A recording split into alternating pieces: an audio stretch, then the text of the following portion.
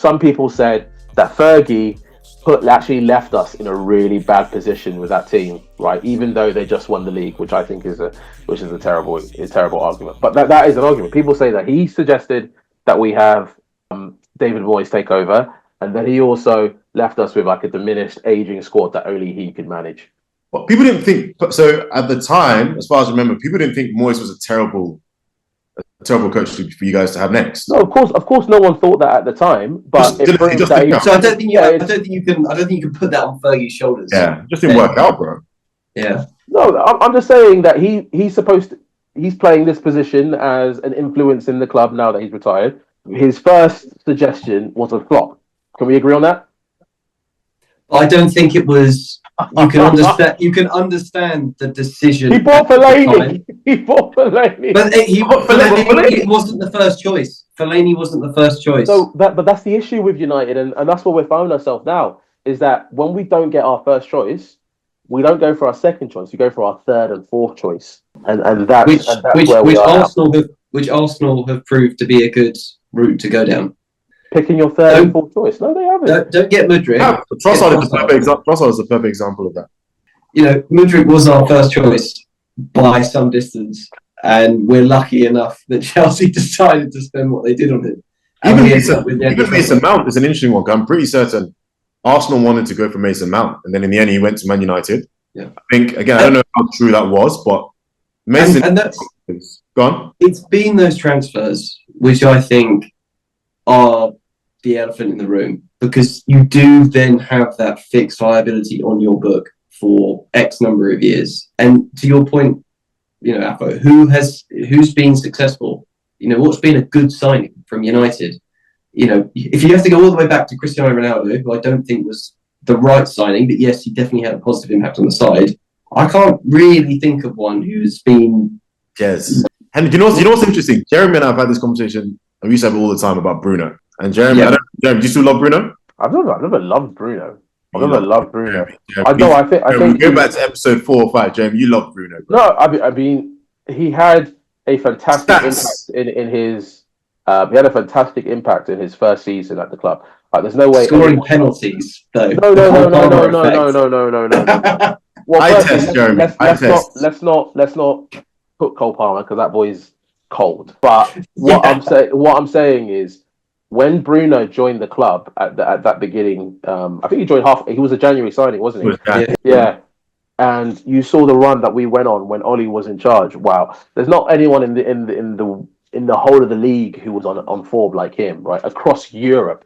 But what I've seen since is that his stats are great from a goal and assist perspective, but he's incredibly wasteful with the ball. I think he loses it far too often.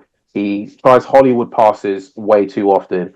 I actually don't think defensively he's very strong for us.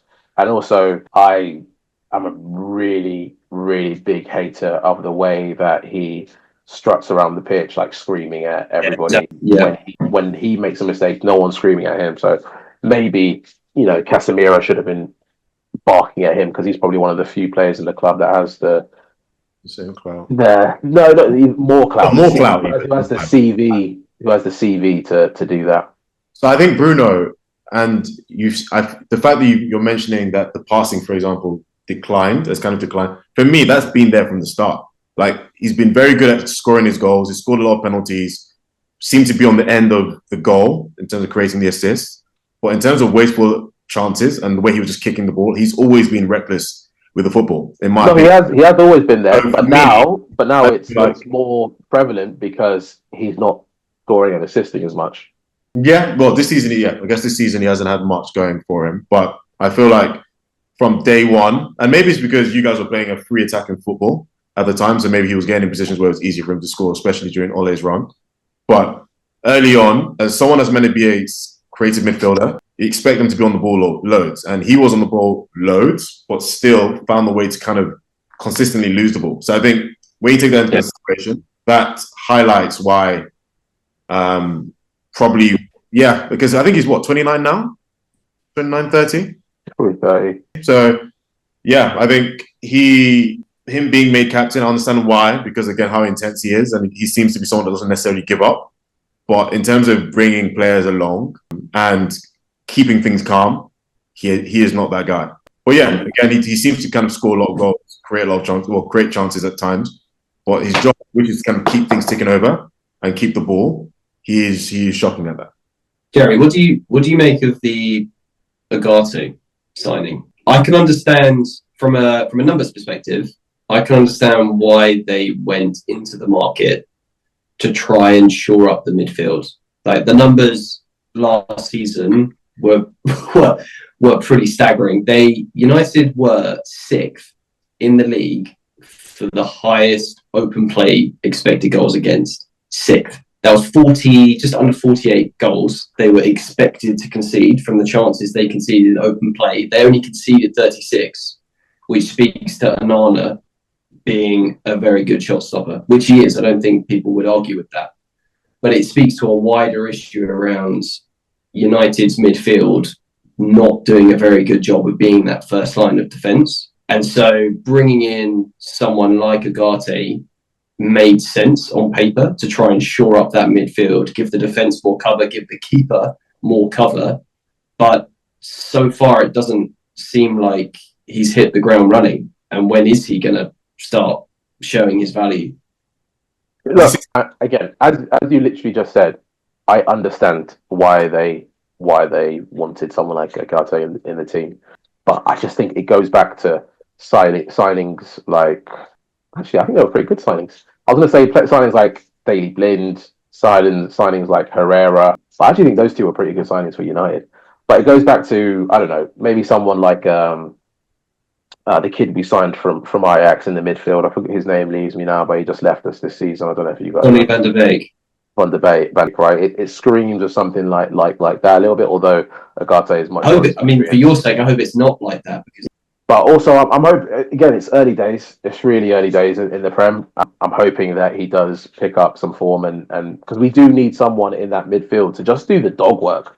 We need someone to be, like an old school Owen Hargreaves or, just someone to do the hard graft and then just provide the ball to someone else who can make something happen, like a Kante or all the old school players that we have. So look, of course, at the moment, it looks like, okay, wow, United just wasted another 50 million. But we've got to eventually stick with the manager, stick with his signings, and let him have like a 4 year period, and just say, look, guys, we're sticking behind the manager. Because one of the issues that's wrong with United is that we have had a load of managers that are taking other people's signings, and then now the board has to offload a whole load of cash to make sure that they get the signings that they actually want. And then that cycle just happens again and again. And that's why we've spent so much money. I'll be honest, I don't care about how much money we've spent in the transfer window. That seems to be like a thing that a lot of fans love to like throw. Oh, you spent $1 billion on players. Yeah, it's because we can. We have that money coming in. So you say you can, but then you can't afford to keep Fergie on the books, and a lot of the backgrounds in marketing, all that sort of stuff, is starting to get hurt. Radcliffe is trying to streamline operations at the club because it's just not a really well-oiled machine at the minute. But it is a moneymaker. There's no two ways about it, right? It is a moneymaker. I'm a different type of rock star. I got class and I got Henny overflowing up my shot glass. And yeah, I know I'm not a keeper, but can you be my mama's seater by the time I'm done with